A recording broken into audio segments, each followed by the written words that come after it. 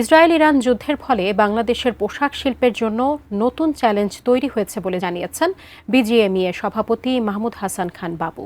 তৈরি পোশাক খাতের গার্মেন্টস মালিকদের সংগঠন বিজিএমইএর 2025-27 বছরের সভাপতির দায়িত্ব গ্রহণ করে তিনি জানান, সংকট মোকাবেলায় নতুন পরিচালনা বোর্ড মার্কিন শুল্ক নীতি নিয়ে কাজ করবে।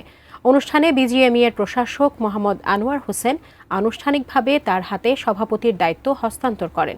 এ সময় মাহমুদ হাসান খান বাবু নির্বাচনী প্রতিশ্রুতি অনুযায়ী বিজিএমইকে সদস্যদের কাছে স্বচ্ছ ও জবাবদিহি করার ঘোষণা দিয়ে বলেন, সংগঠনের নির্বাচনে 3টি প্যানেল প্রতিদ্বন্দ্বিতা করলেও তিনি সবাইকে নিয়ে টেকসই পোশাক শিল্প প্রতিষ্ঠায় কাজ করবেন।